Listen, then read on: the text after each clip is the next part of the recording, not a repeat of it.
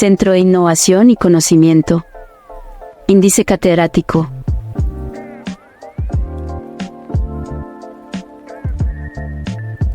Y de Educación en Salud. Cordial saludo a todos. Desde el Centro de Innovación y Conocimiento Índice Catedrático y de Educación en Salud, nos alegra profundamente darle la bienvenida a este espacio de desarrollo profesional y personal. En IDE Educación en Salud, creemos en las personas y en su potencial. Por eso, trabajamos cada día para hacer el conocimiento accesible a todos, utilizando estrategias de enseñanzas innovadoras y flexibles que se ajuste a las necesidades de cada estudiante. En IDE, el conocimiento es libre como el viento y aprender es un derecho. Iniciamos la capacitación de hoy, con la participación del docente Pedro Campos Ayala, enfermero egresado de la Universidad de San Gil.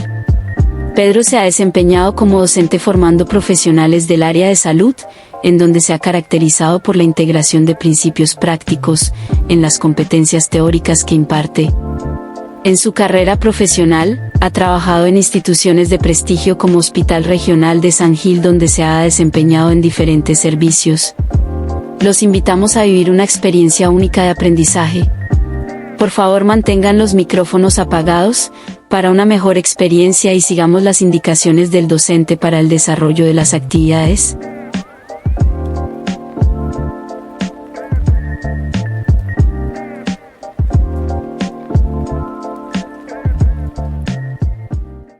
Vamos a continuar con la última parte de todo lo que tiene que ver con la atención integral del recién nacido.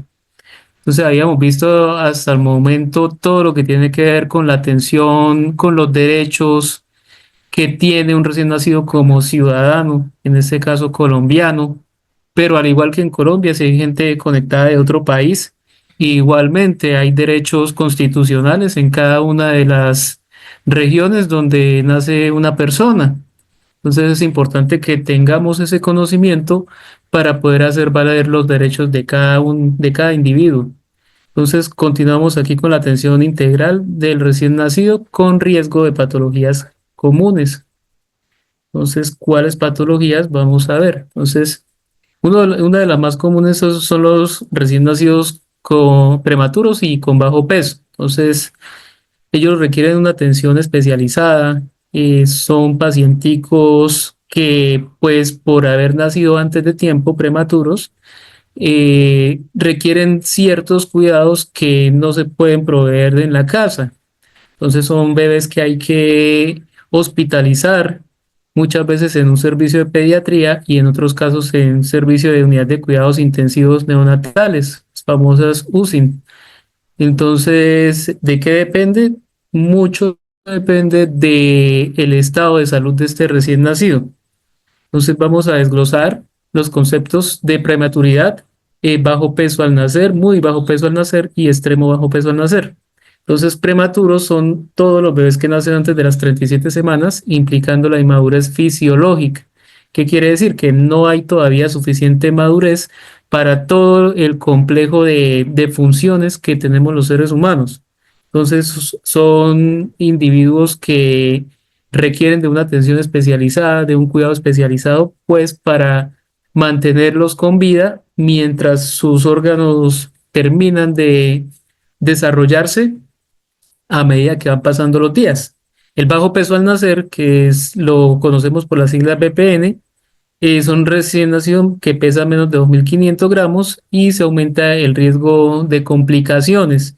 Pero también vamos a encontrar recién nacidos con muy bajo peso al nacer, que es inferior a 1.500 gramos y tiene necesidades de cuidados intensivos especializados, y extremo bajo peso al nacer, que son menores de 1.000 gramos, son mucho más vulnerables y los riesgos son máximos. Entonces, si logran de pronto continuar, su vida va mejorando, su salud y todo poco a poco, tienen menos expectativas de vida, pero también se conocen de muchos casos de estos recién nacidos que han logrado superar esta etapa y hoy en día ya son incluso pues adolescentes. Estamos hablando de no hace muchos años que se ha logrado mantener con vida a estos recién nacidos extremos.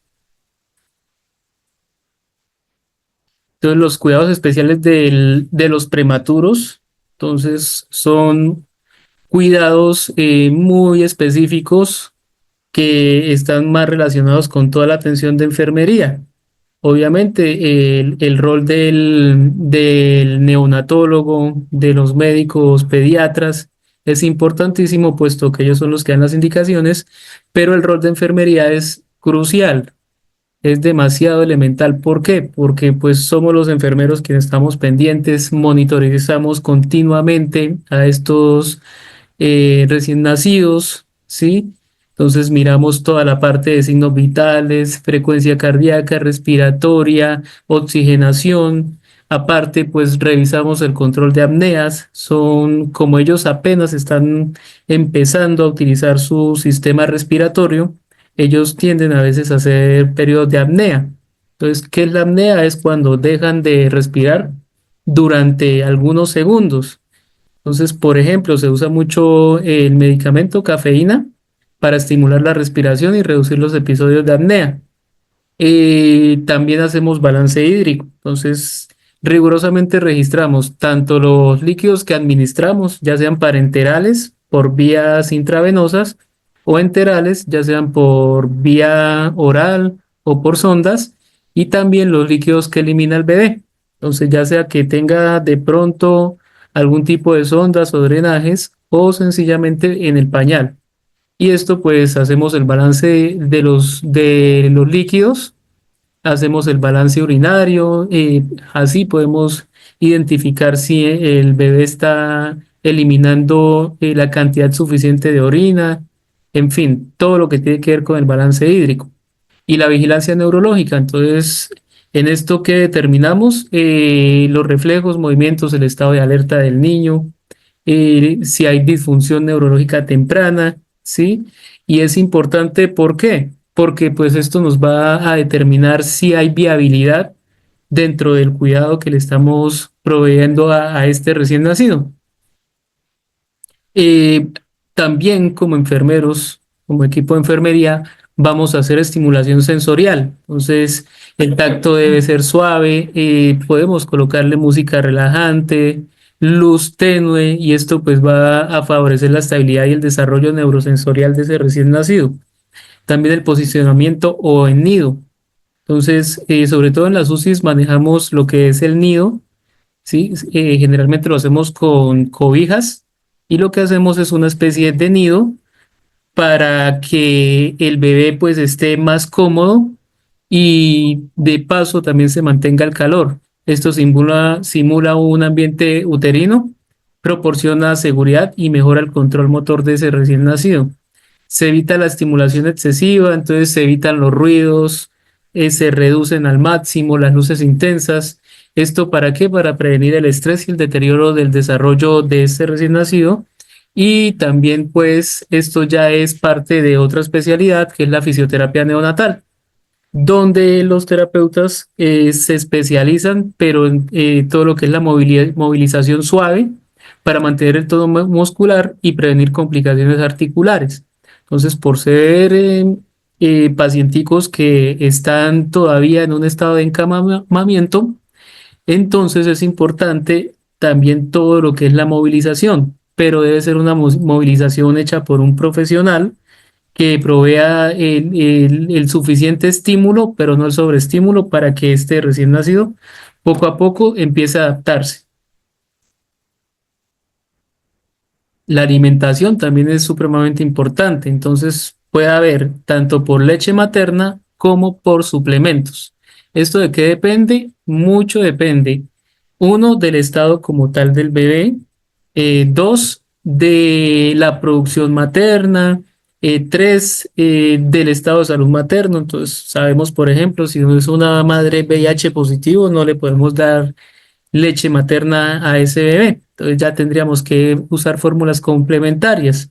Entonces la leche materna como tal ofrece la protección inmunológica, inmunoglobulinas, defensas, nutrientes esenciales adaptados a prematuros, pero pues también se pueden utilizar fortificantes que pues agregan proteínas, minerales, vitaminas, y esto pues lo que va a hacer es satisfacer las necesidades metabólicas de ese recién nacido.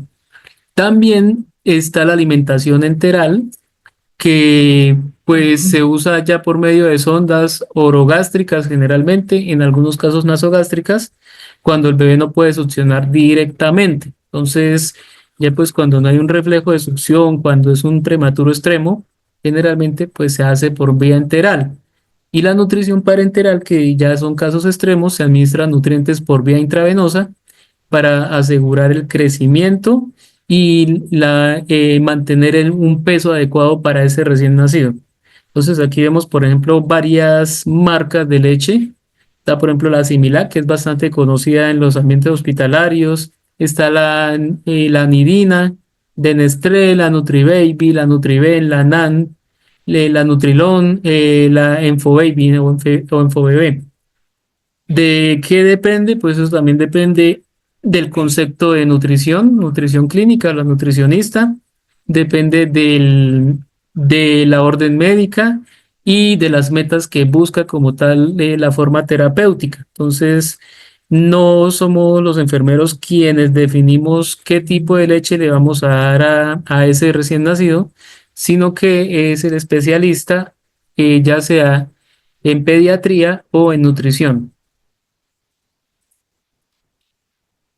Y las técnicas y progresión de la alimentación. Entonces, ahí la succión no nutritiva. Entonces, para esto se hace, para que busque que corregir este estado de succión no nutritiva, se estimula con un dedo o con un chupo, contribuyendo a preparar el bebé para la alimentación oral. Entonces, ahí vemos en la foto, la enfermera coloca el dedo meñique en la boca del bebé y el bebé pues empieza a succionar. La idea es estimular para que él succione. Si lo hace, pues entonces uno que busca ya sea colocarle tetero o el seno materno, depende de la situación. La transición gradual, entonces se pasa de alimentación por sonda a biberón o pecho conforme la tolerancia va mejorando. Entonces, aquí vemos, por ejemplo, que este bebé tiene una sonda nasogástrica y pues se busca que haya succión y deglución. Entonces, si hay buena succión y si el bebé empieza a deglutir o a pasar ese alimento, entonces esa es la transición que busca, que es lo normal, a que el bebé pueda comer por sí solo. ¿Sí? Se hace la evaluación de la succión, entonces se observa la coordinación entre succión, deglución y respiración para evitar la broncoaspiración.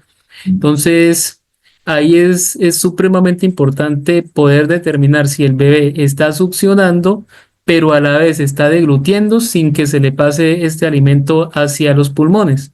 ¿Sí? Si en medio de esa transición pasa todo lo contrario, entonces tenemos que volver y tenemos que primero verificar que el bebé tenga una succión nutritiva y volver nuevamente a iniciar la transición. No podemos pasarlo porque pues el riesgo de broncoaspiración lleva al bebé a un riesgo de generar una neumonía broncoaspirativa. Y las técnicas de biberón, entonces se usan biberones o teteros especiales, se posiciona al bebé generalmente semisentado para seguridad, uno, para evitar broncoaspiración y dos, para generarle confort. Otro de los cuidados específicos es la termorregulación. Entonces, para eso que se usa la incubadora, se proporciona un ambiente térmico controlado, esencial para la estabilidad corporal. Entonces, por eso, pues, quienes hemos de pronto estado en algunos momentos, ya sean quirófanos, atendiendo cesáreas, adaptación neonatal poscesárea o adaptación neonatal posparto, sabemos que es esencial mantener la temperatura de ese recién nacido, ¿sí? Y una de las causas de muerte generalmente es cuando el bebé no logra termorregular. Entonces es importante mantener la temperatura de ese recién nacido. El control de la humedad. Entonces esto optimiza la humedad para reducir pérdida de calor por evaporación en la piel inmadura. Entonces, por eso, pues cuando nace el bebé, él viene de un ambiente húmedo, ¿sí? Está rodeado de líquido amniótico. Entonces hay que evitar que por medio de la evaporación él vaya perdiendo como tal el calor. El método piel a piel o el contacto piel a piel contribuye a mantener la temperatura y aparte de todo favorece el vínculo afectivo con los padres. Entonces aquí vemos a una pareja de padres con su recién nacido en contacto piel a piel. Entonces ahí generalmente el bebé pues la idea es que esté en el seno materno o paterno con la piel descubierta para que haya un contacto. Uno, genera mayor ganancia de temperatura y dos, un vínculo afectivo y una sensación de seguridad para ese recién nacido. El monitoreo continuo, entonces se realiza control constante de temperatura axilar o rectal para ajustar los cuidados. Eso depende del protocolo de cada institución. Entonces vamos a ver aquí un pequeño video que habla sobre el programa de Madre Canguro.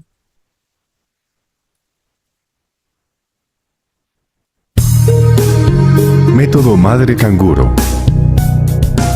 Es Esteban. Nació prematuramente y ya está sumido en una batalla por sobrevivir.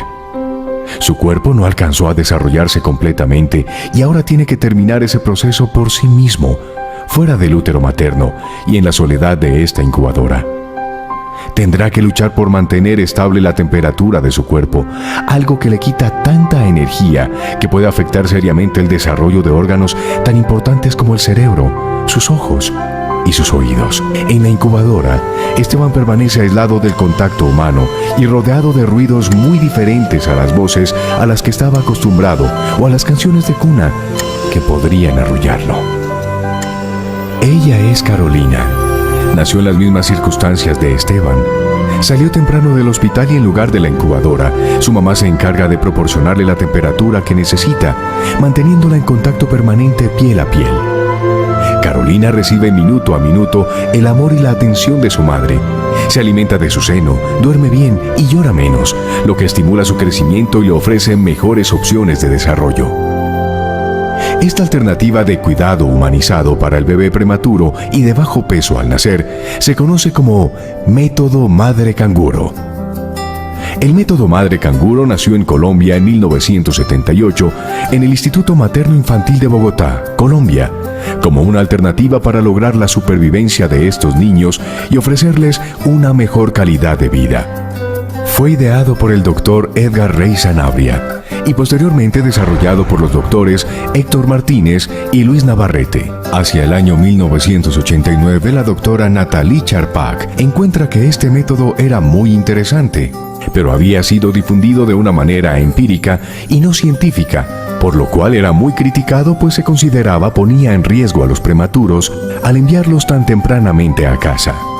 Es cuando decide, junto con la doctora Cita Figueroa, el epidemiólogo Juan Gabriel Ruiz y otros profesionales que hoy hacen parte de la Fundación Canguro, comenzar la investigación científica rigurosa para demostrar la eficacia y seguridad de esta metodología. Por más de 20 años, las investigaciones han continuado y han sido objeto de publicación en revistas de alto reconocimiento científico, lo que ha contribuido a la difusión sistemática a nivel nacional e internacional del método Madre Canguro. En la actualidad, más de 30 países en el mundo han implementado esta metodología a partir del entrenamiento recibido en Colombia. Cada año en el mundo, 5 millones de niños mueren durante el primer mes de vida y de estos, un tercio nació prematuro, es decir, antes de las 37 semanas de gestación o con bajo peso, es decir, menos de 2.500 gramos. El método Madre Canguro está dirigido a estos niños. Los componentes principales de esta intervención son la posición canguro o contacto piel a piel durante 24 horas al día en posición vertical, asegurando la temperatura adecuada para el bebé. La nutrición canguro, basada en la lactancia materna exclusiva, siempre que sea posible. La procura de una salida temprana del hospital con un estricto seguimiento ambulatorio en el servicio de un programa Madre Canguro. La aplicación total o parcial de estos componentes, junto con la comprobación científica de sus beneficios, ha mostrado un efecto en las cifras de morbilidad y mortalidad, resultando ser una luz de esperanza para muchos recién nacidos en donde hay escasez de recursos y tecnología para salvarlos. Lo que nació como una estrategia de naciones del tercer mundo se ha extendido incluso a países altamente desarrollados como Suecia, Dinamarca, Canadá, España y Estados Unidos. Hoy en día el mundo entero pone en práctica el método Madre Canguro, un método nacido de la propia madre naturaleza, potenciado por médicos colombianos.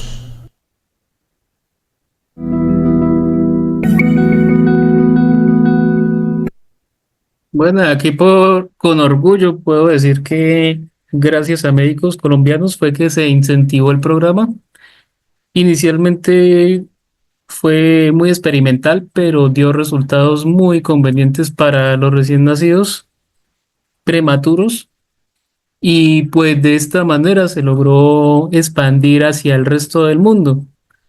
Entonces, como colombianos hemos dado un aporte grandísimo hacia toda la historia de la humanidad en el tema de la protección del recién nacido prematuro. Método Entonces, bueno, ahora vamos a hablar acerca de lo que tiene que ver con la prevención de infecciones. Entonces, como les decía, el cuidado del recién nacido extremo, el recién nacido prematuro, es especializado, es demasiado delicado y pues con esto conlleva muchas medidas especiales. Entonces, la higiene de manos es supremamente importante. Hay que hacer un lavado meticuloso antes y después del contacto.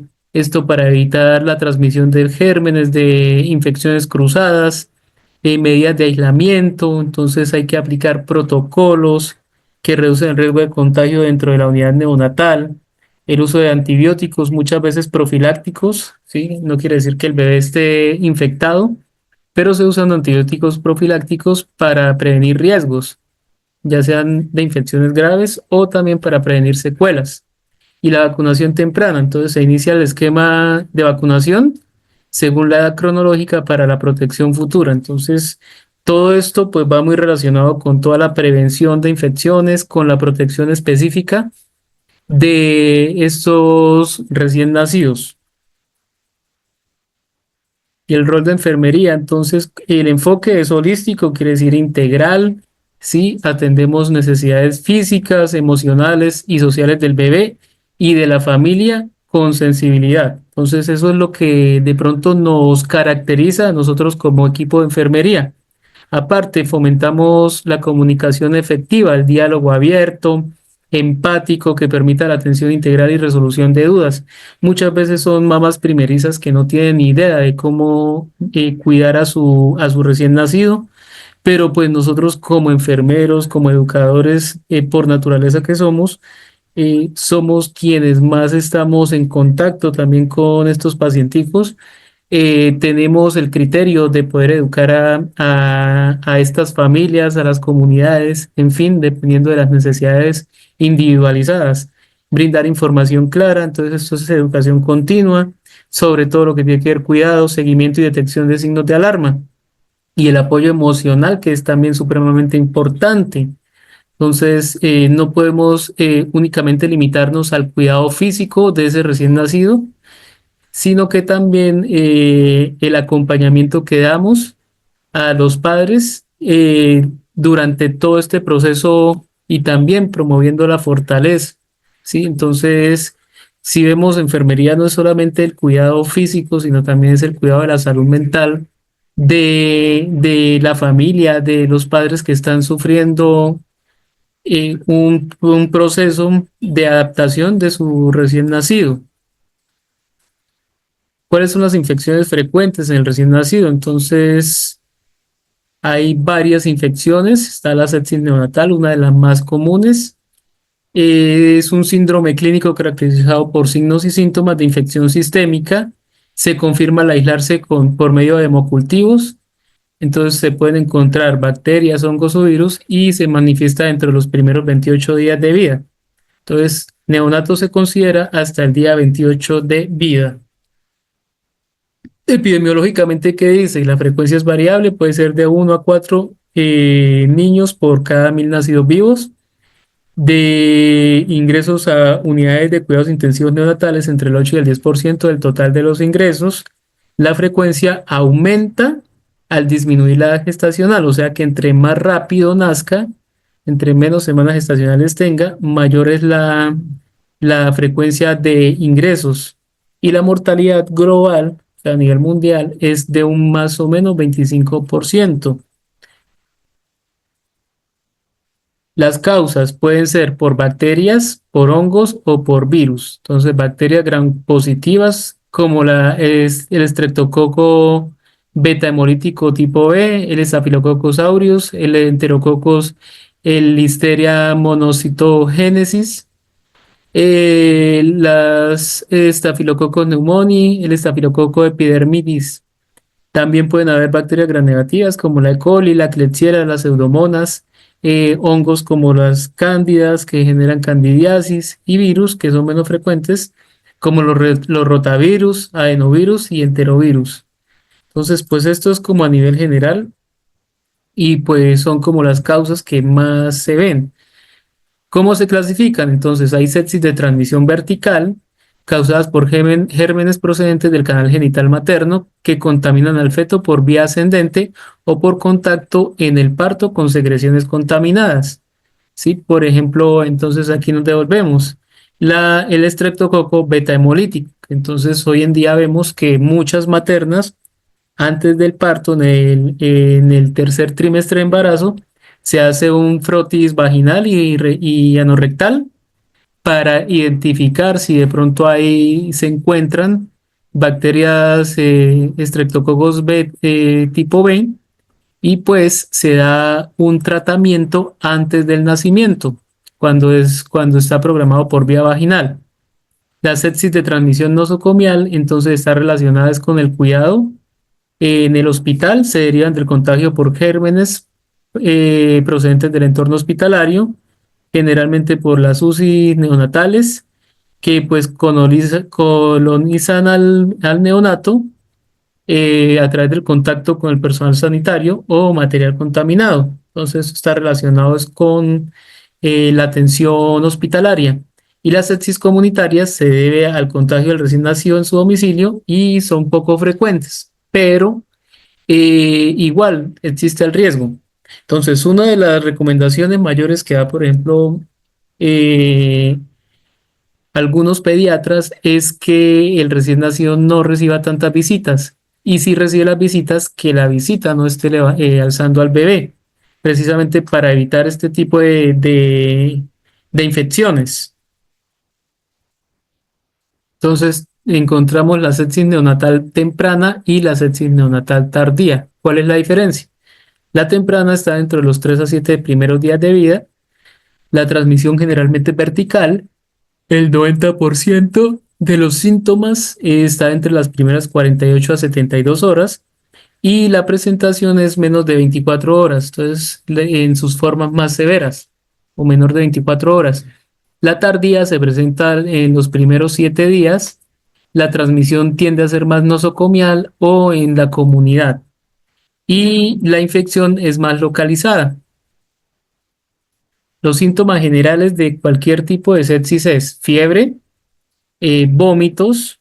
No es normal que un bebé pues tenga vómito, diarrea. Puede que tenga, pero que ya empiece a ser persistente, entonces es un signo de alarma. Aleteo nasal o quejidos, o sea, que respiren con fuerza y entonces en sus fosas nasales ellas se expandan cuando respira.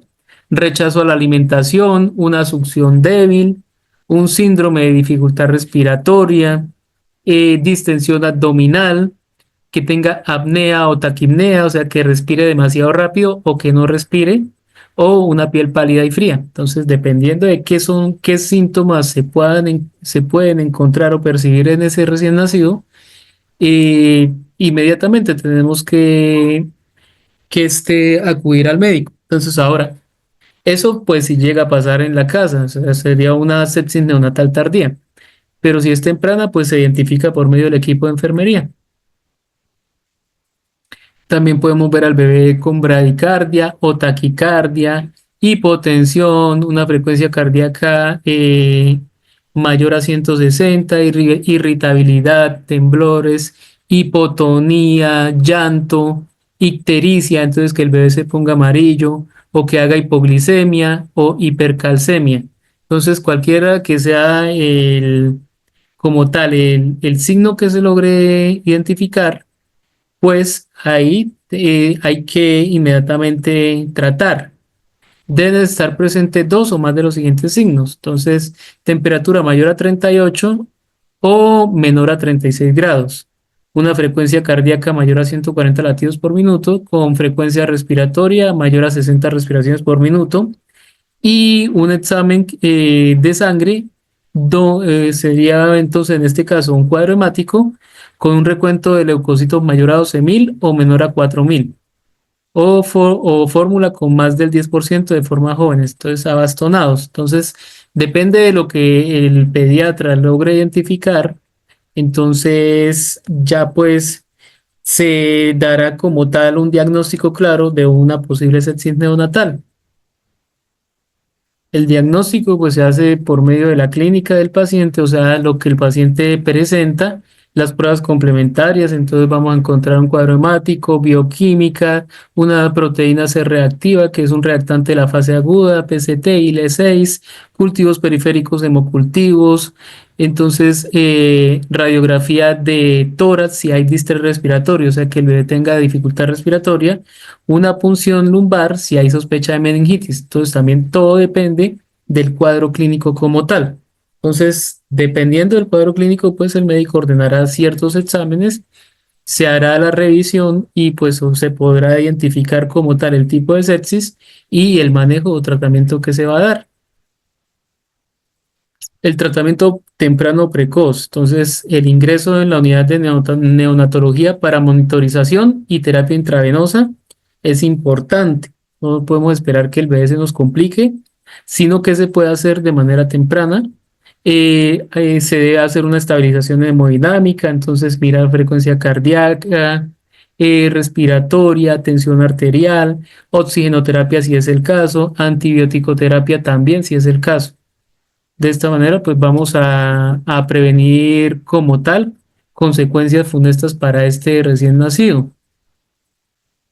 Otra de las infecciones bastante comunes en el recién nacido, en el neonato, es la conjuntivitis. Entonces, ¿qué es la conjuntivitis? Es la inflamación de la conjuntiva que se presenta ante los 28 días de vida. La frecuencia va entre el 1 y el 12% de los neonatos. ¿Sí? Y pues está muy relacionada con una mala profilaxis ocular del recién nacido. Entonces, por ejemplo, hay instituciones que usan la gentamicina oftálmica en medio de la adaptación neonatal. Entonces, se le aplica una gotica de gentamicina oftálmica para prevenir la conjuntivitis neonatal. Pero también, por ejemplo, ahorita la resolución 3280 del 2018 que dice, se le puede aplicar una gotica de opovidona oftálmica en cada ojo al recién nacido y esto nos va a ayudar a prevenir una conjuntivitis neonatal.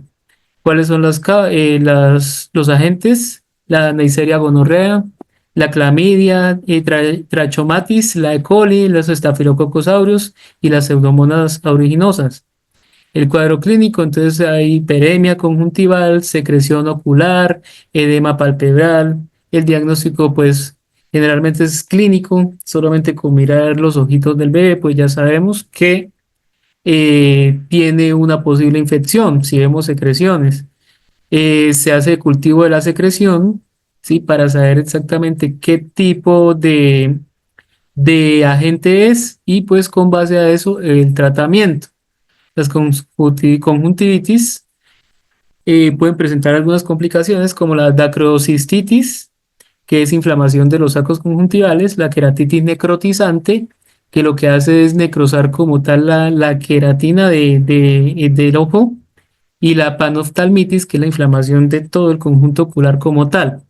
Entonces, el tratamiento va dirigido sobre el aseo ocular y la observación estrecha.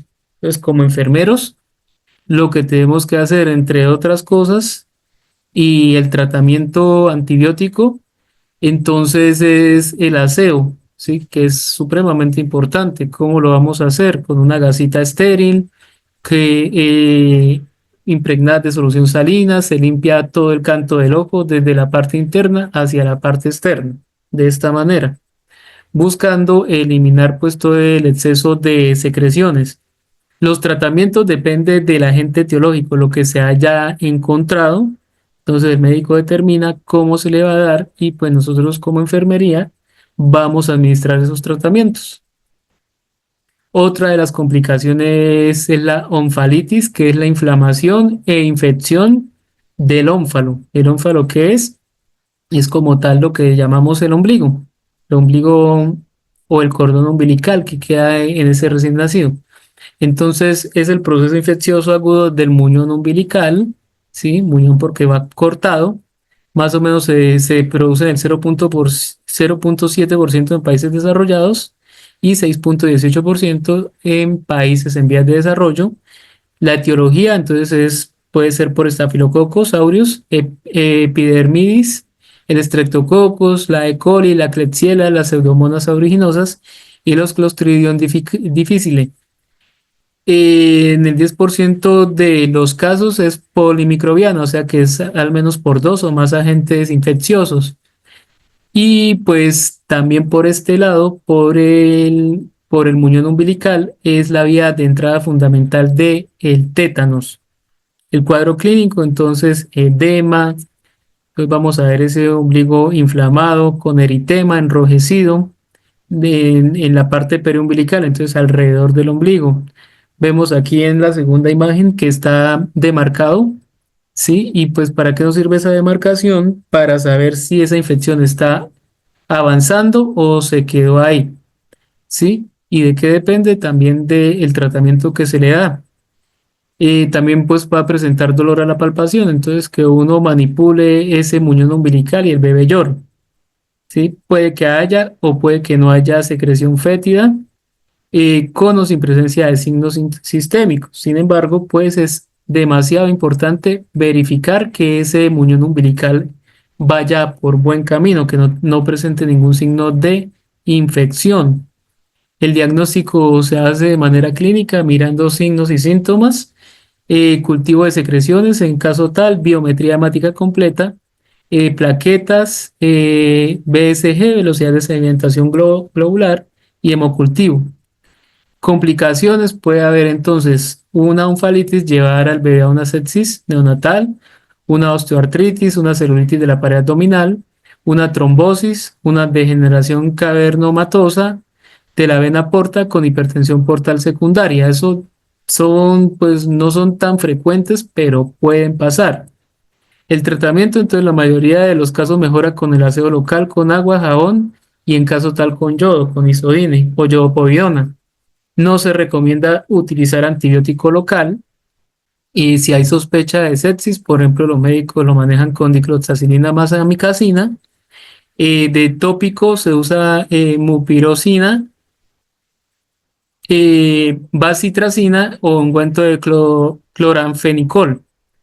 Y cuando se maneja de manera intravenosa con vancomicina, que es un antibiótico de amplio espectro, aminoglucósidos, por ejemplo, gentamicina o amicacina, cefalosporinas o clindamicina. Entonces son pues diferentes tipos de antibióticos, pues como enfermería, dependiendo, pues somos nosotros quienes administramos ese tratamiento, el tratamiento intravenoso.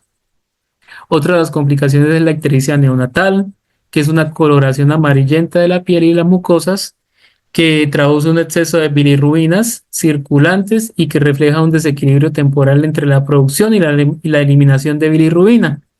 Entonces, ¿esto qué hace? Que el bebé empiece a acumular las bilirrubinas, ¿sí? Que son como los desechos de la hemoglobina, y pues esto al acumularse puede llegar a una complicación. Esto puede llegar a la parte encefálica y generar una condición que se llama kernicterus. Entonces, la ictericia como tal es el concepto clínico que se aplica a la coloración amarillenta de la piel y mucosas ocasionada por el depósito de bilirrubinas. La hiperbilirrubinemia es un concepto bioquímico que indica la cifra de bilirrubina plasmática superior a lo normal. Entonces, tenemos la bilirrubina indirecta que está en lo normal, o mejor dicho, mayor a 1,3 miligramos decilitro, y la directa, que es más o menos 1,5 miligramos decilitro. Entonces, más del 10% de la bilirrubina total. Clínicamente se observa en el recién nacido cuando la bilirrubinemia sobrepasa la cifra de 5 miligramos decilitro. Entonces ahí se ve ya amarillo, ¿sí? Más o menos como lo vemos aquí en la foto, y pues es ya un signo de alarma. Quiere decir que el niño pues no está como tal eliminando esas bilirrubinas. ¿Qué dice la epidemiología? Que aproximadamente el 50-60% de neonatos a término y casi el 90% de prematuros presentan hiperbilirrubinemia. La mayoría de neonatos desarrollan ictericia clínica luego de su segundo día de vida como una expresión fisiológica benigna y autolimitada que generalmente desaparece antes del primer mes de edad, pero pues es más frecuente en poblaciones que habitan en mayor altitud. Entonces, no es lo mismo de pronto un recién nacido que nazca en esta región a que nazca en Bogotá. Entonces, tiene más riesgo los nacidos en altitudes mayores. Además, porque ellos manejan un nivel de hemoglobina mayor. Entonces, al tener mayor hemoglobina, pues también puede haber mayor bilirrubina, ¿sí? Por el desecho como tal que genera la hemoglobina. Los factores de riesgo. Ictericia entre 24 y 36 horas de vida. Entonces hay que mirar que no sobrepase. Edad gestacional menor de 38 semanas. Lactancia materna exclusiva, si no hay, entonces hay mayor riesgo. Incompatibilidad sanguínea. Antecedentes de hermanos con ictericia, ayuno o estreñimiento del recién nacido. Infecciones perinatales. Que sea de sexo masculino tiene más factor de riesgo que las niñas.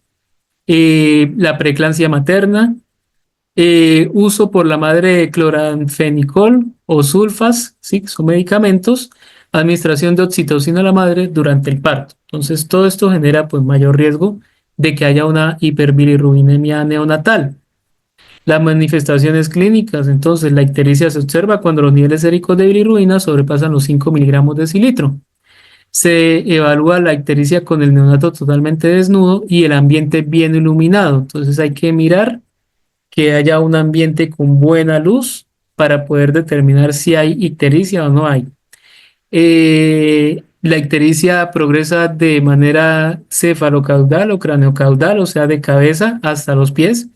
Se puede dar una estimativa de los niveles séricos de bilirrubina según las zonas corporales comprometidas y se usa una escala, se llama la escala de Kramer. Esta me ayuda a identificar más fácilmente cómo podrían ser esos niveles de bilirrubina en ese bebé. Entonces, si es la zona 1, únicamente cabeza y cuello, estaríamos hablando entre 4 y 7 miligramos de decilitro. Pero si llega hasta la zona 2, que es hasta el ombligo, estaríamos hablando entre 5 a 8,5 miligramos de decilitro de bilirrubinas totales. En la zona 3 hasta las rodillas estaríamos hablando de 6 a 11,5 miligramos de decilitro. Si llegamos a la zona 4, que sería hasta los tobillos, estaríamos hablando de 9 a 17 miligramos de decilitro. Y si llegamos a la zona 5, que son los plantares y palmares, estaríamos hablando a mayor a 15 miligramos de decilitro. Entonces, de esta manera se puede determinar más o menos cuál sería el valor de bilirrubinas de ese recién nacido. ¿Qué hacemos? Comparamos el examen físico por medio de la escala Kramer con el resultado de los exámenes de ese bebé. Importante como enfermeros no es tanto diagnosticar o incluso comparar exámenes clínicos, exámenes de laboratorio. Lo importante es que nosotros, dentro del examen físico que le hacemos a ese recién nacido, cuando lo estamos valorando, cuando estamos revisándole la piel, nos demos cuenta si ese color amarillo ha sobrepasado las zonas, si ha llegado a la zona 1, a la 2, a la 3, a la 4 o a la 5, ¿sí? Entonces, lo primero que podemos hacer, por ejemplo, es revisarle las palmas de las manos y las plantas de los pies. Si están en color normal, pues decimos listo, zona 5, plantares y palmares, quiere decir que todavía no ha llegado la hiperbilirrubinemia hasta ahí. Pero hay que mirar tobillos o hay que llegar si llega hasta rodillas o si llega solamente hasta el ombligo. Esto nos ayuda pues a determinar ese riesgo que tiene ese recién nacido. Entonces aquí miramos cómo lo determinamos al estirar la piel. Si la piel cambia de color a blanco, quiere decir que no hay hiperbilirrubinemia, pero diferente cuando tensamos esa piel y el color se pone es amarillo. Quiere decir que el bebé está acumulando bilirrubinas. Entonces, hay dos tipos de de ictericias, perdón, está la fisiológica y la patológica. Entonces, la fisiológica se da después de las 24 horas de vida, la patológica antes de las 24 horas de vida. La duración, la fisiológica menos de 14 días y la patológica más de 14 días. En la fisiológica, en el prematuro dura menos de 21 días y en la patológica más de 21 días. En la fisiológica, el incremento de bilirrubina es menor a 5 miligramos decilitro día, mientras que en la patológica va a ser mayor a 5 miligramos decilitro día. La bilirrubina directa en fisiológica es menor de 2 miligramos decilitro o menos del 20% de la bilirrubina total, mientras que en la patológica la bilirrubina directa va a más de 2 miligramos decilitro o más del 20% de la bilirrubina total. Y en la fisiológica la bilirrubina total menor de 15 miligramos decilitro se ven neonatos o a término, mientras que en la patológica se va a ver mayor. Entonces, pues esto es más a manera como de conocimiento. Como les digo, esto lo hace como tal, es el médico tratante. Pero es importante pues que nosotros como enfermeros podamos saber de dónde es que salen tantos datos. El tratamiento, esto se hace parte del cuidado de enfermería. El objetivo principal es evitar la neurotoxicidad, lo que yo les decía, se acumulan y se van para el cerebro, para la parte encefálica y generan unos daños a nivel cerebral. Como objetivo principal general es importante mantener una buena hidratación, ya sea oral o intravenosa. ¿Qué se hace? La fototerapia, se utiliza el fenobarbital y el recambio sanguíneo. Entonces, la fototerapia es una terapia especial, ¿sí? Con unas luces especiales que lo que hacen es ayudar a que haya conjugación de las bilirrubinas. Debe haber una distancia entre 15 y 20 centímetros. Se recomienda suspender cuando se comprueba el descenso de los niveles de bilirrubina por debajo de 14 miligramos decilitro. Entonces, generalmente tenemos al bebé ahí. El médico es quien dice cuántas horas debe estar ahí en la cámara debajo de la fototerapia y la manipulación máxima. Entonces, generalmente uno lo que hace es sacar al bebé para que la mamá le dé de comer y vuelve a dejarlo ahí. Hay que colocarle unas gafas especiales para evitar esto, el daño de la retina, y pues el bebé se mantiene únicamente en pañal, ¿sí? Entonces, aquí vemos un bebé antes de la fototerapia y después. Antes se ve amarillo, después ya se ve de un color rosadito, que es el color normal de este bebé en este caso. El fenobarbital es un inductor enzimático especial de la glucuroniltransferasa, optimizando la conjugación de la bilirrubina. Se aconseja administrar vía oral 2,5 miligramos kilogramo día en 3 dosis por entre 7 y 10 días. La acción es tardía y se necesita más o menos de 3 a 4 días para obtener niveles séricos terapéuticos, o sea, la meta terapéutica que busca el médico.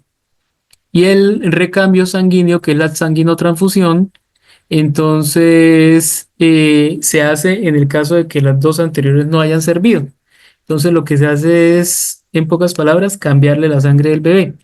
Por medio de un donante se extrae la sangre de ese recién nacido y se le coloca sangre de un donante.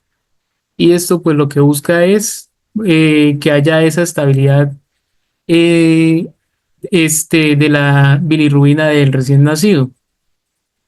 ¿Cuáles pueden ser las complicaciones? Las complicaciones y secuelas, entonces una complicación frecuente e importante es tener en cuenta la hipoacusia y la sordera, ¿sí? Entonces aquí vemos la ictericia, vemos el kernicterus en las imágenes. Entonces la bilirrubina se traslada desde el torrente sanguíneo al tejido cerebral y pues va a generar daños. Lo más común es la hipoacusia y la sordera.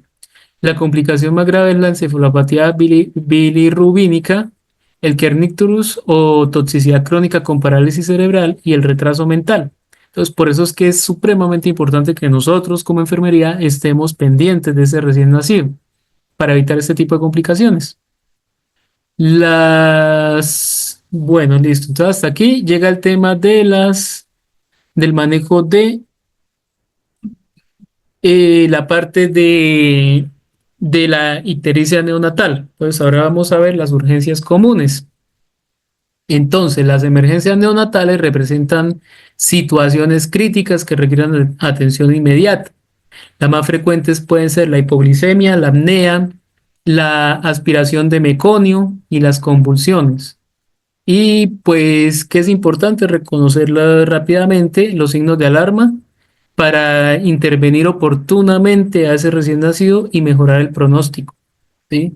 Si lo hacemos de manera oportuna, entonces se van a reducir mucho los riesgos de complicaciones a futuro. Entonces tenemos la hipoglicemia neonatal. Entonces, ¿qué pasó acá que no veo?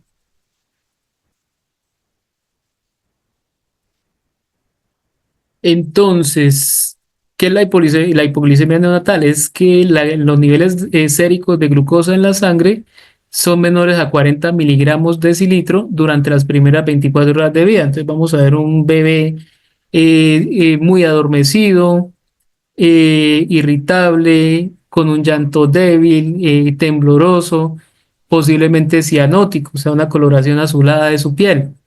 Los cuidados de enfermería están dirigidos hacia la monitorización constante de la glucosa, la alimentación precoz y administración intravenosa de glucosa según el protocolo, ¿sí? Eso depende, en este caso sería de un suero glucosado, puede ser una destroza, eso ya lo define el médico, en qué porcentaje y en qué cantidad o goteo o volumen que se le vaya a infundir a ese paciente. Lo que buscamos es pues estabilizar a ese recién nacido para que pues él dentro de sus posibilidades empiece su proceso de adaptación neonatal como tal, que empiece a comer, que empiece a respirar por su propia cuenta. La apnea neonatal, entonces, es el cese de la respiración por más de 20 segundos y puede estar asociado a la bradicardia o a la cianosis. Los signos de alarma, entonces, ¿cuáles son? Pausas respiratorias evidentes. Entonces, que yo esté observando a ese recién nacido y de pronto le está respirando, ellos respiran rápido, es normal, como recién nacidos, apenas están estrenando sus pulmones, les digo yo.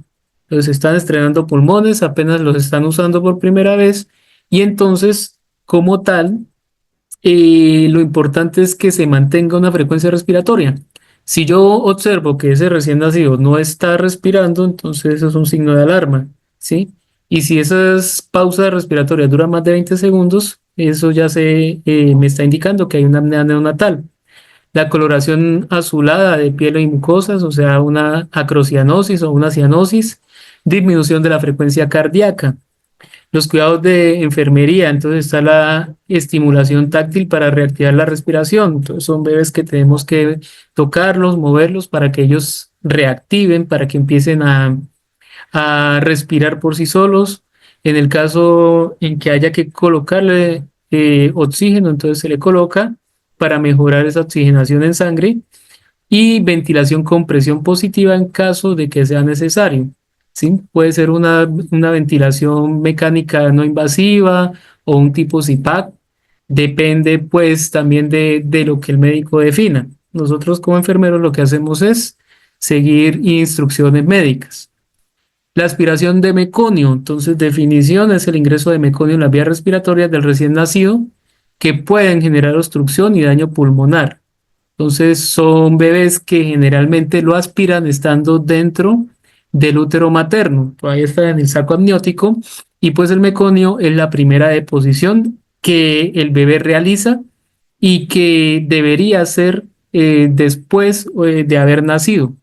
Si pasa antes del nacimiento, pues se nos convierte en una complicación.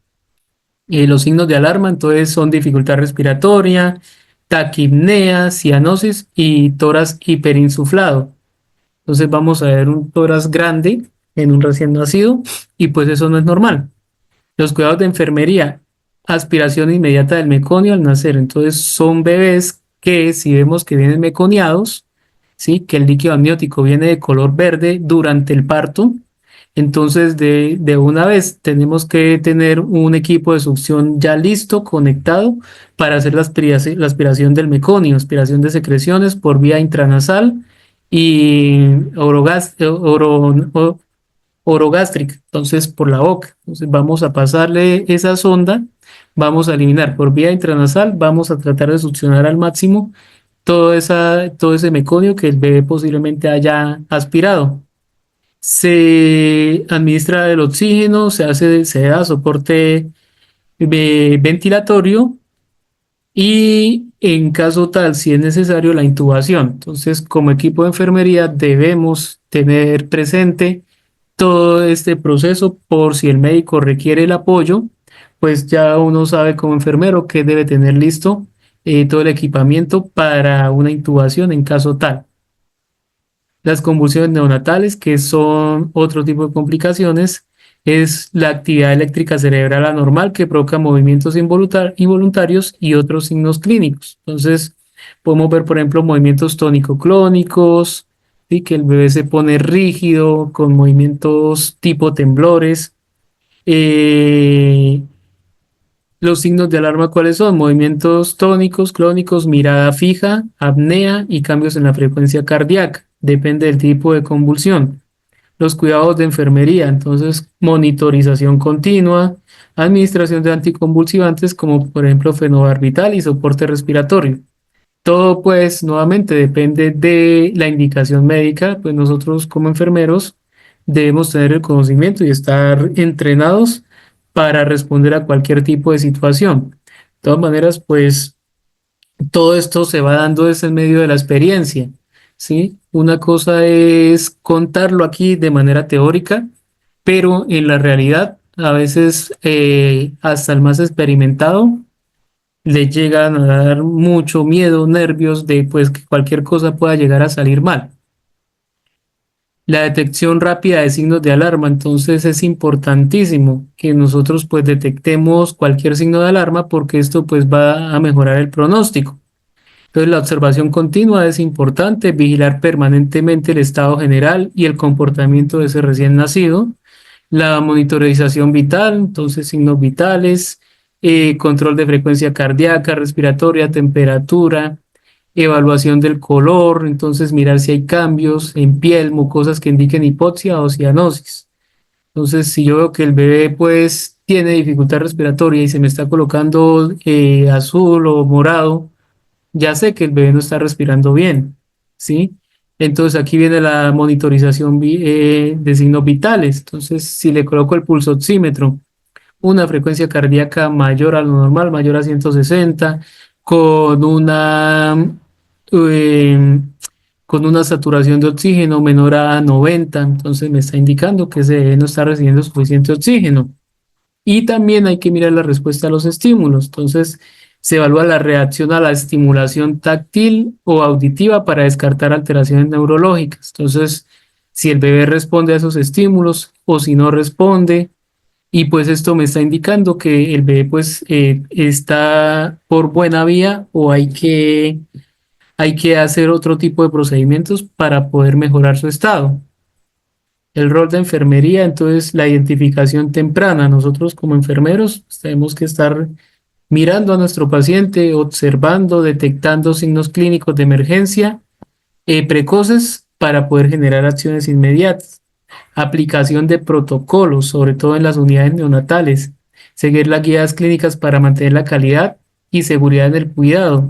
¿Sí? Hay muchas guías clínicas que dicen cómo tenemos que hacer las cosas, por ejemplo, el uso de guantes, el lavado de manos, el uso de elementos de protección personal. No solamente es para nosotros, sino para cuidar también al paciente, sobre todo la mascarilla o el tapabocas. El apoyo a la familia también es importante por parte de enfermería. Brindar la contención emocional e información clara a los familiares del neonato, siempre y cuando también hay que tener en cuenta, nosotros no damos información médica como tal. Sí, la información clara de la que se habla en este momento es relacionada al cuidado de enfermería. El diagnóstico médico sí o sí lo debe dar es el médico tratante y la comunicación efectiva. Entonces, coordinar con el equipo médico y garantizando la continuidad del tratamiento. Entonces, sí es importante toda esa comunicación que tenemos con el equipo médico para que haya pues una buena coordinación y para que finalmente llegue a buen término la evolución médica de ese paciente.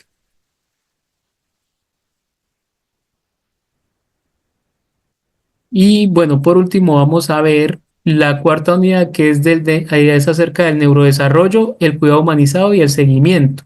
Entonces, el neurodesarrollo temprano es un proceso fundamental en la formación integral de los niños durante sus primeros años de vida. Importante la enfermería, ¿por qué? En esta etapa, porque la intervención de enfermería garantiza un crecimiento óptimo mediante la estimulación oportuna, la creación de un ambiente protector, el cuidado centrado en la familia. El rol de enfermería es importantísimo. Nosotros somos quienes le indicamos a esos papás cómo van a cuidar al bebé, cómo van a estimular, cómo se va a generar un ambiente protector, cómo vamos a prevenir enfermedades, en fin, somos educadores por naturaleza. Entonces, dentro del desarrollo de ese bebé, no solamente, como les decía hace un momento, hace parte del cuidado físico, sino también el cuidado integral, ¿sí? O el cuidado holístico. El neurodesarrollo temprano, ¿por qué es crucial? Entonces, hay un desarrollo que se llama desarrollo acelerado. El 80% del cerebro se forma antes de los 3 años de vida y es un momento decisivo para establecer bases sólidas para la vida. Las experiencias tempranas, entonces las vivencias en este periodo moldean la arquitectura cerebral, ¿sí? Entonces aquí está todo lo que tiene que ver con la neuroplasticidad, todo lo que tiene que ver con cómo ese cerebro logra adaptarse y se desarrolla la inteligencia. Entonces, eso se da en los primeros años de vida, en los 3 primeros sobre todo. Entonces, aquí logramos impactar sobre las habilidades cognitivas y emocionales de ese bebé y los beneficios a largo plazo. Entonces, invertir en el neurodesarrollo temprano genera un retorno de inversión entre el 4 y el 9% de la vida adulta, mejorando salud y aprendizaje. Lamentablemente, ¿qué vemos el día de hoy? Prácticamente quienes están criando a los niños el día de hoy se llama el celular. Ya hoy en día uno poco ve a un niño jugando con un Lego, con algún tipo de sonajero, ¿sí? Que genera pues el desarrollo de habilidades. Entonces, desde pequeñitos, a los 6 meses, ya los vemos pegados es a un celular mirando videos y esto no genera ningún tipo de beneficio para estos niños.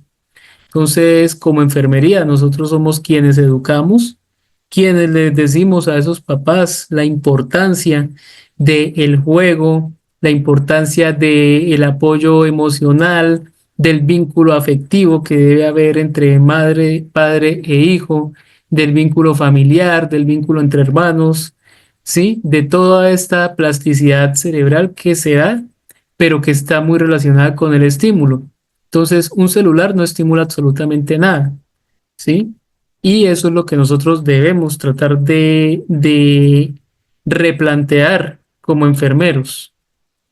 La estimulación oportuna y un ambiente protector son pilares del neurodesarrollo. Entonces, aquí vemos un tablero sensorial, ¿sí? Que muchas veces sirve para que esos niños desde pequeños empiecen a tener diferentes sensaciones. Entonces vemos que hay diferentes tipos de objetos en este tablero donde los niños pues pueden utilizar, pueden aprender, pueden mover, ¿sí? Hay colores y esto es estimulación. Entonces se busca que hayan actividades lúdicas y sensoriales adaptadas para la edad, el fomento del desarrollo cognitivo y social, el incremento del coeficiente intelectual hasta de 15 puntos. ¿Cómo se da? Por medio de la estimulación oportuna o temprana. También debe haber un ambiente protector, debe haber seguridad emocional y física constante, nutrición adecuada y atención médica continua. Entonces, la parte nutricional es fundamental, eso es un pilar del neurodesarrollo. ¿Por qué? Si tenemos un niño que de pronto tenga un ambiente inteligible, donde haya suficiente estímulo, pero no hay una buena nutrición, como los niños están en un proceso de crecimiento y desarrollo, pues sí o sí debe haber una nutrición excelente para garantizar que haya un crecimiento bueno, adecuado. Y la prevención de problemas de conducta hasta de un 30%. Esto lo ayuda en un ambiente protector, donde ese bebé se sienta de verdad que está en un ambiente seguro. El cuidado centrado en la familia. Entonces, la familia es un eje central en la sociedad. Se reconoce al núcleo familiar como el principal cuidador y conocedor del niño. Entonces, ¿quién más, digamos, adecuado para saber si su niño está bien o mal? ¿El papá o la mamá? ¿Sí? Pues ese sería el deber ser. Ahora, muchas veces vemos que hay familias donde el papá no sabe absolutamente nada de sus hijos, solamente lo sabe la mamá. Entonces, la colaboración activa es importante, la planificación y ejecución de cuidados se realiza en conjunto con la familia, respetando sus valores y cultura. Y pues esto va a llevar a una mejora en resultados. Este enfoque incrementa la adherencia al tratamiento entre un 40% y satisfacción familiar en un 75%. Entonces, por eso es importante que como enfermería, pues nos centremos también no solamente en ese niño, sino en todo el núcleo familiar. Y ese pues es como una base fundamental para mejorar ese desarrollo intelectual del niño como tal. Las intervenciones de enfermería, entonces está el asesoramiento nutricional, ¿sí? Promover la lactancia materna exclusiva y la nutrición adecuada para el desarrollo familiar. La lactancia materna exclusiva es fundamental. Yo siempre digo a las mamás, no se pongan a darle agua. El agua, la leche materna tiene el agua que el bebé necesita. O sea, estamos tan bien estructurados, estamos tan bien diseñados que la leche materna trae suficiente agua para saciar la sed del recién nacido. No es necesario darle aguas de ninguna clase. Eh, no falta la mamá que dice, ay, es que le di una cucharadita de solamente la agüita de los frijoles, que porque el bebé se antojó. Y mi pregunta es, ¿el bebé sabe a qué saben los frijoles? Porque entonces, ¿cómo digo yo que se antojó si él nunca los ha probado? Que le di un poquito de caldo, que le di sopa de mute, ¿sí? Y lo que hacemos es que le estamos dañando todo el sistema gastrointestinal a ese niño. Entonces, ojo con eso, es importante que nosotros eduquemos acerca de eso.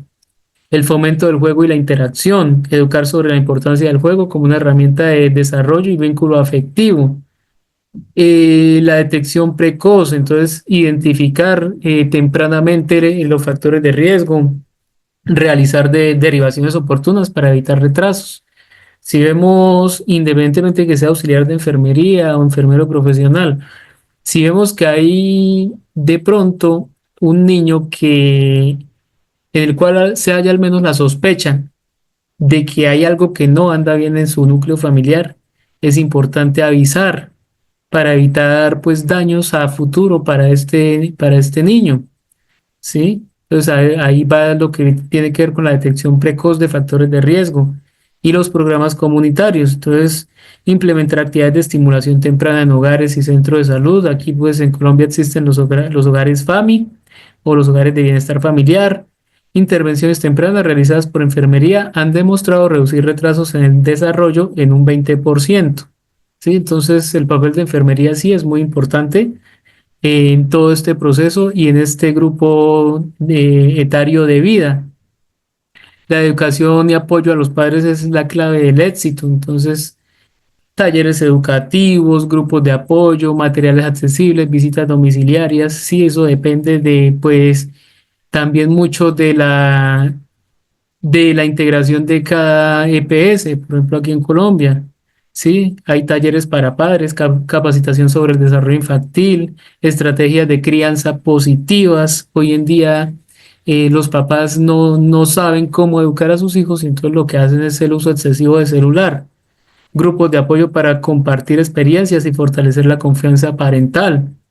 materiales accesibles como distribución de recursos didácticos, culturalmente sensibles y fáciles de entender, y las visitas domiciliarias para brindar acompañamiento personalizado para reforzar las prácticas aprendidas. Entonces, los padres bien informados tienen un 50% más de probabilidades de aplicar prácticas de crianza positivas. ¿De qué depende? También, pues, mucho de los padres, ¿sí? De el interés que pongan ellos para, para hacerlo. Entonces, si son padres desobligados, que en la misma le da que el peladito coja o no coja el celular, o muchas veces les dan el celular es para que se calme, pero el bebé en realidad lo que quiere es ese vínculo afectivo, entonces difícilmente podemos llegar a tener los hijos que deseamos tener. Se hace una evaluación y monitoreo del neurodesarrollo, entonces se mira, por ejemplo, herramientas estandarizadas. Hay unas escalas como las de Bailey-Denver para medir hitos del desarrollo. Entonces, por ejemplo, en los controles de crecimiento y desarrollo, que hoy en día se llaman control del niño sano, lo que se mira por medio de estas herramientas es mirar o determinar si ese desarrollo está dentro de lo normal, dentro de lo esperado, o el niño está quedado. La observación directa, entonces el monitoreo del juego, interacción y habilidades motoras en el entorno natural. Entonces muchas veces nosotros allá en el consultorio donde hacemos este control, tenemos tableros sensoriales, juguetes, y lo que uno espera es la respuesta de ese niño ante esos juguetes, cómo los coge, cómo interactúa, si identifica colores, pues igual eso se hace dependiendo de la edad del niño. Para eso que usamos la escala de Bailey y Denver, en este caso, y el seguimiento constante, entonces la evaluación continua que permite ajustar estrategias para maximizar resultados. Entonces aquí en Colombia, por medio de la resolución 3280, lo que se hace es citar a los niños, el recién nacido, control del recién nacido, control por pediatría, después empieza control por enfermería, a los 3, a los 6, a los 9 meses, y pues va intercalado con médico. Así hasta el año y medio, a los 2 años, a los 3, a los 4, a los 5 años, y así sucesivamente. Entonces lo que buscamos es que haya un monitoreo del neurodesarrollo y pues también del crecimiento. Esto pues ayuda a hacer una detección precoz que va a reducir un 40% la necesidad de educación especial en el futuro. Y pues también es importante el apoyo psicosocial y emocional a cuidadores del recién nacido, ¿sí? De esto pues depende muchísimo que haya una buena evolución, de que haya un buen seguimiento, que haya también esa interrelación que debe haber entre el equipo de enfermería junto pues con los padres. El estrés parental es un factor frecuente que puede afectar tanto a cuidadores como a los niños. Entonces, por eso, conocer datos sobre esta realidad es crucial para pensar en soluciones integrales que beneficien a las familias. Entonces, pues, como todos los estados, se centran mucho en el cuidado y la protección del núcleo familiar. Sí, pues ahí está como el eje de toda sociedad. ¿Listo? Y entonces la educación parental es la base para un cuidado óptimo. Entonces, hay una parte que es el desarrollo infantil temprano. Entender los hitos del desarrollo del recién nacido ayuda a responder mejor a las necesidades físicas y emocionales de este. ¿Sí? Las técnicas de crianza positivas, como la comunicación respetuosa, el establecimiento de límites, pero con afecto, ¿sí? No son límites con correa en mano. Eh, yo, por ejemplo, soy uno de los que sí estoy de acuerdo de que de vez en cuando hace falta un correazo, pero no debe ser como es la primera opción, ¿sí? No es que enseñemos a los golpes, no, ¿sí? Pero en muchas ocasiones pues también hay que corregir y hay que corregir también en algunas ocasiones con mano dura. Y la estimulación desde el cariño es diferente. Un niño que se cría con valores, con cariño, con respeto, a un niño que se cría a los golpes. Un niño criado a los golpes generalmente es a futuro puede ser un delincuente, un ladrón, una persona antisocial o incluso asocial, dependiendo. una persona con problemas mentales, con problemas de depresión, con una autoestima baja, en fin, van a haber diferentes tipos de problemas dependiendo de cómo haya sido ese desarrollo. Y pues también el uso de los recursos educativos disponibles. Entonces están los talleres, los grupos de apoyo, las EPS ofrecen cantidad de herramientas, material informativo, en fin, hay muchísimo, pero pues la comunidad es quien debe enterarse de esto. ¿Listo? Y entonces acá, porque no sé por qué me cambia esto. También es importantísimo el apego seguro. Entonces, ¿qué es un apego seguro? Es un vínculo emocional estable, saludable, que ofrece seguridad y confianza al bebé durante sus primeras etapas. ¿Qué vamos a fomentar nosotros como enfermería? El apego, el contacto piel a piel constante, la lactancia materna a libre demanda, la respuesta sensible a las señales del bebé. Entonces, si el bebé está llorando, hay que mirar por qué. Está sucio, está orinado, está poposeado, o el bebé tiene hambre, o el bebé se siente solo, el bebé está asustado, en fin. Pero pues los padres son los que tienen que aprender a identificar, por ejemplo, los llantos del bebé para saber exactamente qué es lo que él necesita. Las señales de alerta, entonces las dificultades en la conexión pueden manifestarse en el llanto excesivo o falta de respuesta emocional del bebé. ¿Sí? Eso se da pues dependiendo de cada niño, de cada factor de crianza, de la relación que hay entre los padres y ese bebé, ¿sí? Y eso pues cada padre, cada madre lo va identificando y lo va descubriendo a medida que va conociendo a su hijo. También es importante la prevención del maltrato infantil hay que identificarlo y accionar ante esto. Entonces, el maltrato, ¿qué es? Eso incluye todo lo que tiene que ver con daño físico, emocional, sexual y negligencia hacia el niño. Entonces, si es un niño que puede que la mamá no le pegue, que no lo castigue, que lo lleve a la escuela, en fin, a la guardería, pero no le da de comer. Eso se llama negligencia. Que no lo baña, negligencia. Pero hay mamás que, por ejemplo, papás, que golpean a sus hijos constantemente por todo y por nada. Eso es un daño físico y emocional, es un maltrato. Hay maltrato sexual, ¿sí? Que es la violencia sexual, que es violación. Entonces, pues depende y pues nosotros muchas veces somos los que identificamos eso como enfermería. ¿Cuáles son los factores de riesgo? El estrés y el aislamiento del cuidador, condiciones socioeconómicas adversas, ¿sí? Entre mayor pobreza, mayor riesgo y antecedentes de violencia. Entonces, una mamá violentada generalmente tiende a ser una madre violenta. Los protocolos de actuación, entonces la detección temprana y reportes a servicios especializados para proteger al niño y apoyar al cuidador. Entonces, por aquí, ahora se me perdió, aquí están los grupos de apoyo. Ya ahorita les muestro. Las estrategias para prevenir la negligencia, entonces está la atención de necesidades básicas, garantizar alimentación, higiene, salud, desde el inicio es fundamental.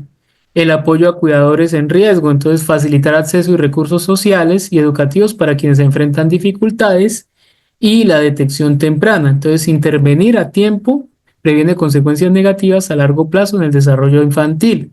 Entonces es importantísimo nosotros como tal, pues ayudar a garantizar, no garantizar nosotros, sino ayudar a garantizar, ¿sí? El solo hecho de nosotros identificar, ya estamos ayudando a garantizar, a apoyar también a los cuidadores en riesgo, entonces facilitarle el acceso a recursos sociales y educativos para quienes enfrentan dificultades.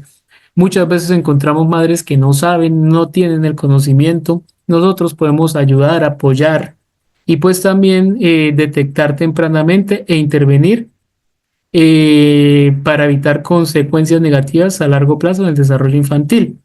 Entonces, siempre en enfermería, pues ahí vamos a estar como metidos en todo esto.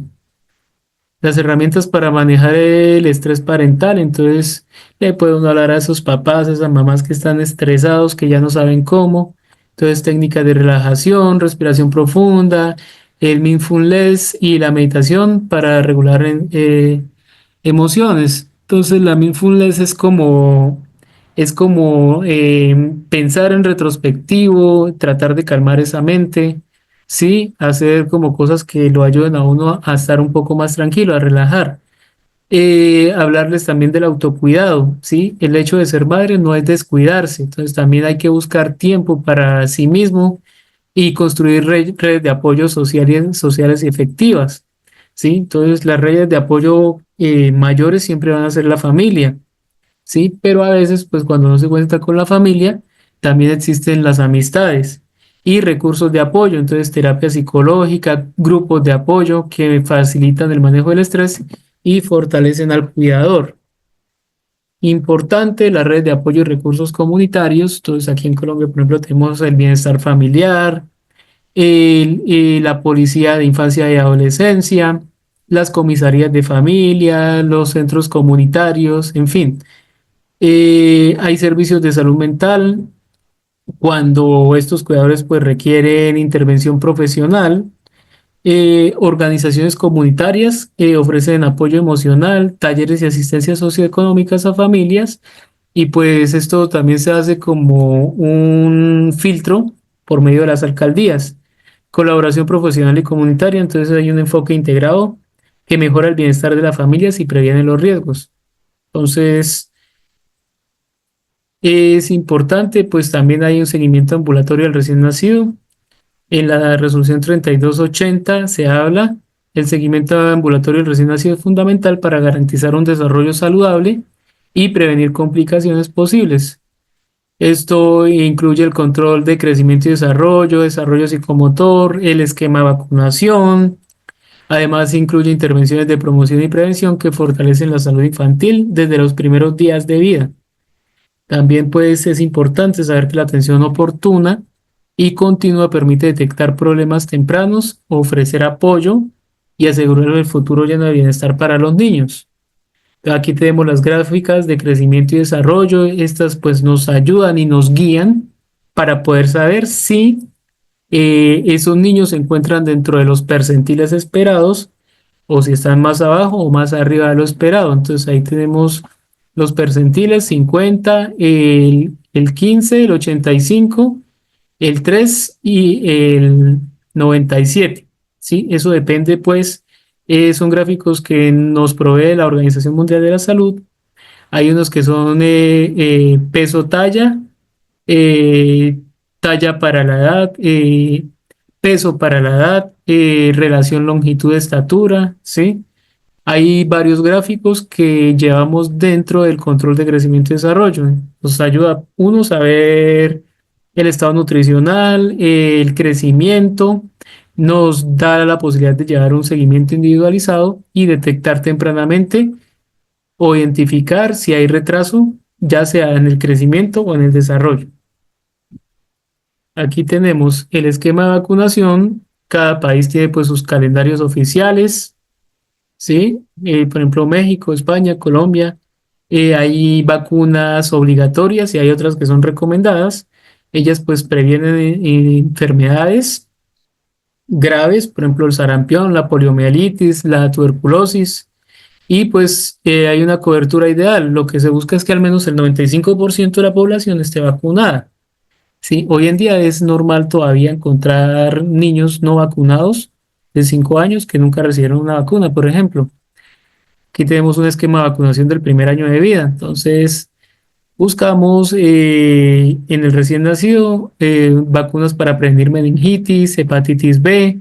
A los 2 meses se vuelve a vacunar ya con una vacuna que se llama pentavalente, que cubre 5 enfermedades, aparte de la de polio, rotavirus y neumococo.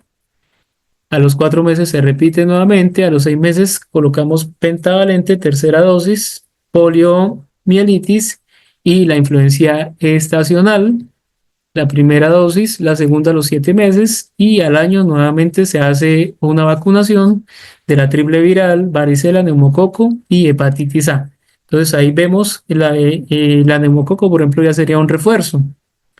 la varicela primera dosis y la hepatitis A dosis única y así sucesivamente. O sea, lo ideal es seguir o continuar con ese esquema de vacunación hasta llegar a la mayoría de edad.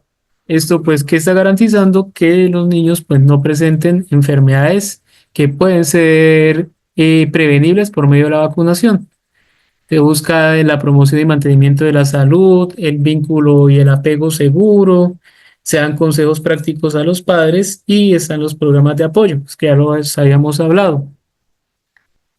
Buscamos, pues, por medio de todos estos seguimientos, que haya un control de crecimiento y desarrollo, que sean periódicos, que haya vacunación y pues a la final lo que se busca es que sean niños que lleguen a la edad adulta con una buena salud y que no hayan pasado por enfermedades que son prevenibles por medio de la vacunación. Y listo, pues hasta aquí llegamos a el final de todos estos módulos relacionados con la atención integral del recién nacido. Queridos participantes, hemos llegado al final de esta enriquecedora capacitación en el Centro de Innovación y Conocimiento Índice Catedrático y de Educación en Salud. Quiero agradecerles profundamente por su compromiso y participación activa. Su dedicación no solo enriquece su aprendizaje, sino que también fortalece el propósito de nuestra misión, brindar formación continua y de alta calidad que se adapte a las necesidades del sector salud y de la comunidad en general. Nuestra promesa es seguir innovando y ofrecer formación de calidad, garantizando que cada uno de ustedes esté preparado para enfrentar los retos de su profesión con excelencia y empatía. Estamos comprometidos a ser su aliado en este camino de formación continua. Su éxito es nuestra mayor satisfacción. Para temas académicos, capacitaciones, cursos y certificaciones, comunicarse al 321-316-2248. Gracias por confiar en nosotros. Los espero en nuestras próximas capacitaciones. Hasta pronto.